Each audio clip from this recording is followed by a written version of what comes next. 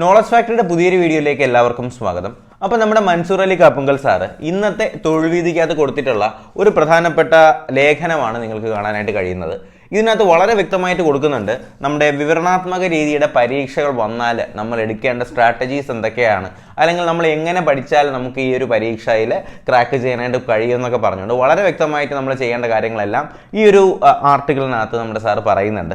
അപ്പോൾ എന്തൊക്കെയാണ് നമ്മൾ ഫോളോ അപ്പ് ചെയ്യേണ്ട കാര്യങ്ങളൊക്കെ എന്ന് നമുക്കൊന്ന് ശ്രദ്ധിക്കാം. ഓക്കെ, അപ്പോൾ ശ്രദ്ധിക്കുക. നമ്മുടെ ചോദ്യം ഇതാണ്: PSC പരീക്ഷകളിൽ വിവരണാത്മക രീതി പരീക്ഷ വന്നാൽ എങ്ങനെ നേരിടണം?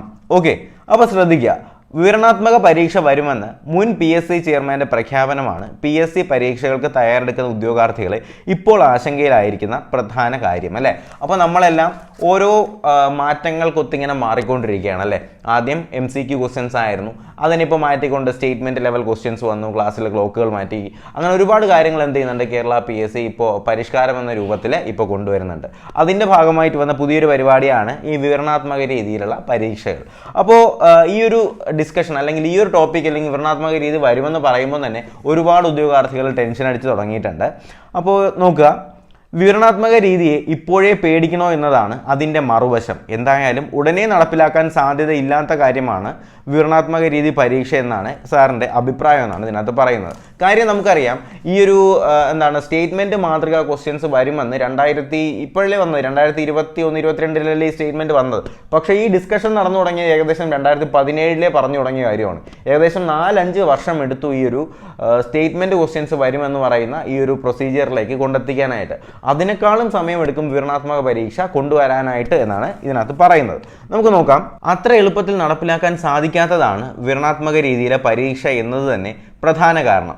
OMR പരീക്ഷാ രീതിയിലുള്ള അല്ലെങ്കിൽ OMR രീതിയിലുള്ള പരീക്ഷകളുടെ ഉത്തരക്കടലാസ് മൂല്യനിർണ്ണയത്തിന് പോലും മാസങ്ങളും വർഷങ്ങളും എടുക്കുമ്പോൾ വിവരണാത്മക രീതി ശൈലിയിലെ ഉത്തരക്കടലാസുകളുടെ മൂല്യനിർണ്ണയത്തിലേക്ക് കടന്നാൽ എത്ര സമയം എടുക്കേണ്ടി വരുമെന്നോ ആലോചിക്കാവുന്നതേ ഉള്ളൂ, അല്ലേ? അപ്പോൾ നമുക്കറിയാം, കഴിഞ്ഞ വർഷം തന്നെ ഒരു പരീക്ഷ LDCയുടെയും അതുപോലെ തന്നെ 10th ലെവൽ പ്രിലിംസിൻ്റെയൊക്കെ പരീക്ഷ കഴിഞ്ഞിട്ട് ഇപ്പോൾ രണ്ട് വർഷം അടുപ്പിച്ചായി. ഇപ്പോഴാണ് അതിൻ്റെ ലെറ്റേഴ്സും കാര്യങ്ങളൊക്കെ പോകുന്നത്, അല്ലേ? അപ്പോൾ ഏകദേശം ഈ ഒരു 1-2 വർഷം എടുക്കുന്നുണ്ട്. ഏതിന് തന്നെ നമ്മുടെ OMR പരീക്ഷയ്ക്ക് തന്നെ 1-2 വർഷം എടുക്കുകയാണ്. അങ്ങനെ ഈ ഒരു കാലഘട്ടത്തിൽ ഈ ഒരു സ്റ്റേറ്റ്മെൻറ്റ് മാതൃക ക്വസ്റ്റ്യൻസ് അല്ലെങ്കിൽ അങ്ങനെ ഒരു പരീക്ഷ നിലവിൽ വരണമെങ്കിലും അത് കറക്റ്റായിട്ട് നടക്കണമെങ്കിലും എത്രത്തോളം സമയം മൂല്യനിർണ്ണയത്തിനകത്ത് എടുക്കുമെന്ന് നമുക്ക് ചിന്തിക്കാൻ പറ്റുന്നതേ ഉള്ളൂ. അപ്പോൾ എന്ന് വെച്ച് ഇപ്പോൾ പ്രഖ്യാപിച്ച വിവരണാത്മക രീതി പരീക്ഷയിലേക്ക് PSC പരീക്ഷാ പരിഷ്കാരം ഒരിക്കലും നടപ്പിലാക്കാൻ പറ്റില്ല എന്ന് വിശ്വസിക്കാനും വയ്യ. കാരണം ഒറ്റഘട്ടത്തിലെ PSC പരീക്ഷകൾ മാറുമെന്ന് 2017 തന്നെ അധികൃതർ പ്രഖ്യാപിച്ചിരുന്നു.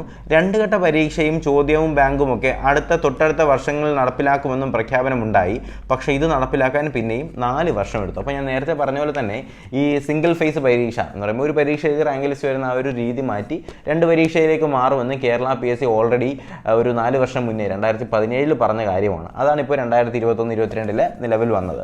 അപ്പോൾ ഇതിനേക്കാളും സമയമെടുക്കും എന്തായാലും വിവരണാത്മക പരീക്ഷ നിലവിൽ വരാനായിട്ട്. അപ്പോൾ കുറേ കൂടി ആഴത്തിലുള്ള തയ്യാറെടുപ്പുകൾ ഇക്കാര്യത്തിൽ വേണ്ടിവരും. ഉയർന്ന യോഗ്യതയുള്ള എല്ലാ പരീക്ഷകളിലേക്കും OMR രീതിയിലെ പ്രാഥമിക പരീക്ഷയും വിവരണാത്മക രീതിയിലെ മെയിൻസ് പരീക്ഷയും നടത്തുമെന്ന് 2018 കേട്ടു തുടങ്ങിയതാണ് കേട്ടോ. അപ്പോൾ ഇതിപ്പോൾ കൊണ്ടുവന്ന കാര്യമൊന്നുമല്ല, 2018 ഇവർ പറഞ്ഞു തുടങ്ങിയതാണ്. അതിൻ്റെ 1-2 സ്റ്റെപ്പ് അവർ ചെയ്യുകയും ചെയ്തു. പക്ഷെ അതെല്ലാം പാളിപ്പോവുകയാണ് ഉണ്ടായത്. അപ്പോൾ എന്തായാലും ഉടനെ തന്നെ ഈ ഒരു പരീക്ഷാ രീതികളൊന്നും ഉണ്ടാവത്തില്ല എന്ന് തന്നെ നമുക്ക് പ്രതീക്ഷിക്കാം. ബിരുദ യോഗ്യതയുള്ള തസ്തികയിലേക്കുള്ള പരീക്ഷകൾക്ക് 2ാം ഘട്ടത്തിൽ വിവരണാത്മക രീതി നടപ്പിലാക്കുമെന്ന് 2019 പറഞ്ഞിരുന്നു. പക്ഷേ വിവരണാത്മക രീതിയിലെ ഉത്തരക്കടലാസ് മൂല്യനിർണ്ണയത്തിൻ്റെ ബുദ്ധിമുട്ടിൽ തട്ടി ഈ ഒരു ആലോചനയും മുങ്ങി. ഓക്കെ, അപ്പോൾ നമ്മൾ പറഞ്ഞ പോലെ തന്നെ ഇതിൻ്റെ മൂല്യനിർണ്ണയം എന്ന് പറയുന്നത് വലിയൊരു കാര്യമാണ്. നമ്മൾ സാധാരണ OMR പരീക്ഷ മെഷീനിൽ നോക്കും പോലെ ഒരിക്കലും എന്ത് ചെയ്യാൻ പറ്റത്തില്ല, ഈ വിവരണാത്മക രീതി പരീക്ഷകൾ അങ്ങനെ നോക്കാനായിട്ട് പറ്റത്തില്ല. അതിന് പ്രഗത്ഭരായ അധ്യാപകരും മുൻ അധ്യാപകരും ഒക്കെ സഹകരിച്ചാൽ മാത്രമേ എന്ത് ചെയ്യത്തുള്ളൂ ഈ ഒരു ഫേസ് അല്ലെങ്കിൽ വിവരണാത്മക രീതി എന്ന് പറയുന്ന ഈ ഒരു പരീക്ഷ നടത്താനായിട്ട് കഴിയത്തുള്ളൂ. അതുപോലെ തന്നെ 2013 SI പരീക്ഷയിൽ തന്നെ 2 ഘട്ട പരീക്ഷാ രീതി പരീക്ഷിച്ചിരുന്നു. അന്ന് മെയിൻസ് എഴുതിയവരെ പൂർണ്ണമായും ഉൾപ്പെടുത്തേണ്ടി വന്നു ആ റാങ്ക് ലിസ്റ്റ് തയ്യാറാക്കാനായിട്ട്. അപ്പോൾ ആ ഒരു പരീക്ഷ എന്ന് വെച്ചാൽ 2013 SI പരീക്ഷയിൽ 2 ഫേസ് പരീക്ഷ വരുമെന്ന് പറഞ്ഞിട്ട് അത് പാളിപ്പോവുകയും, പക്ഷേ അതിൻ്റെ റാങ്ക് ലിസ്റ്റ് വന്നപ്പോൾ അല്ലെങ്കിൽ മെയിൻ ലിസ്റ്റ് വന്നപ്പോഴത്തേക്കും അതിൻ്റെ എല്ലാ ആൾക്കാരെയും എന്ന് വെച്ചാൽ ആ മെയിൻസ് പരീക്ഷ എഴുതിയ എല്ലാവരെയും ഉൾപ്പെടുത്തിക്കൊണ്ട് റാങ്ക് ലിസ്റ്റ് പബ്ലിഷ് ചെയ്യേണ്ട ഒരു അവസ്ഥയാണ് ആ സമയത്ത് ഉണ്ടായിരുന്നത്. അന്ന് മെയിൻസ് എഴുതിയവരെ പൂർണ്ണമായും ഉൾപ്പെടുത്തേണ്ടി വന്നിട്ടുണ്ടായിരുന്നു. അതായത് ഇനി വിവരണാത്മക പരീക്ഷ നടപ്പിലാക്കണമെങ്കിൽ ആഴത്തിലും വിശദവുമായ പഠനം അനിവാര്യമാണ്. ഇപ്പോൾ അതിൻ്റെ ഒരു ഡിസ്കഷൻ നടന്നു വന്നേ ഉള്ളൂ. അപ്പോൾ ഈ ഒരു കാര്യം നടപ്പിലാക്കണമെങ്കിൽ ആഴത്തിലുള്ള റിസർച്ചും കാര്യങ്ങളൊക്കെ ആവശ്യമാണെന്നാണ് പറയുന്നത്. 2 ഘട്ട പരീക്ഷ വരുമെന്ന് 2017 തന്നെ പ്രഖ്യാപിച്ചതായിരുന്നു.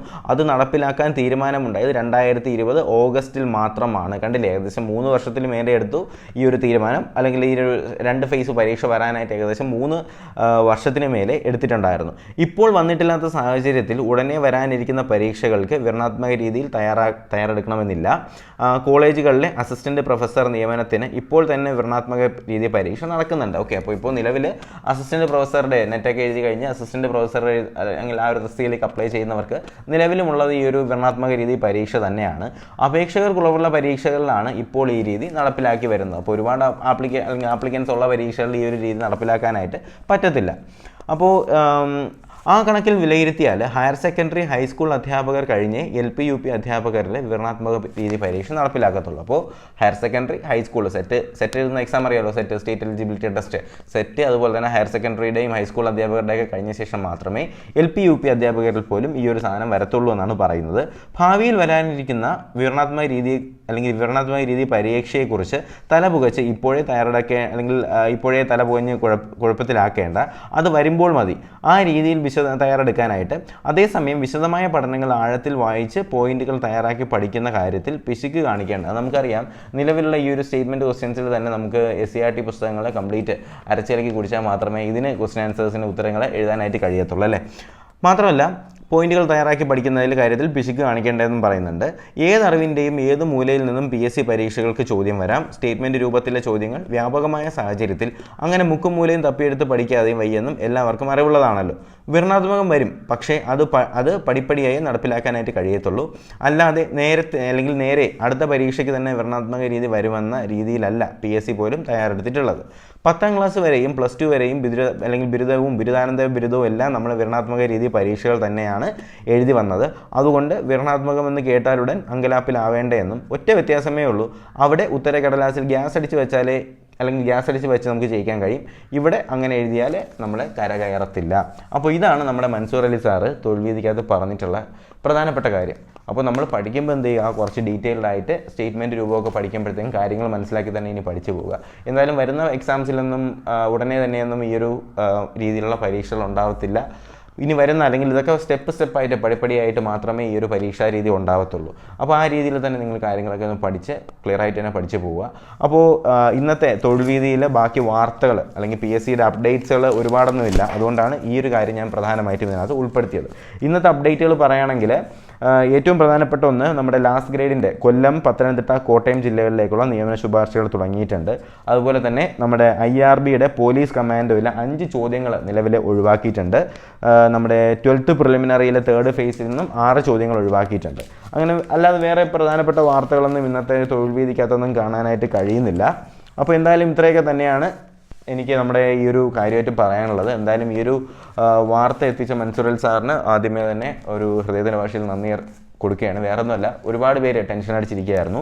അപ്പോൾ എന്തായാലും നിങ്ങളുടെ സംശയത്തിനൊക്കെ ഏകദേശം തീരുമാനമായി, അല്ലെങ്കിൽ ഏകദേശമൊക്കെ കാര്യങ്ങളൊക്കെ മനസ്സിലായിട്ടുണ്ട് എന്ന് തന്നെ പ്രതീക്ഷിക്കുന്നു.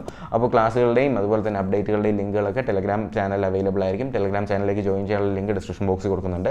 എന്തെങ്കിലും സംശയമുള്ളവർ ഇൻസ്റ്റാഗ്രാമിലേക്ക് മെസ്സേജ് അയക്കാൻ ഞാൻ കുറച്ച് താമസിച്ചാലും നിങ്ങൾക്ക് റിപ്ലൈ തരുന്നതായിരിക്കും.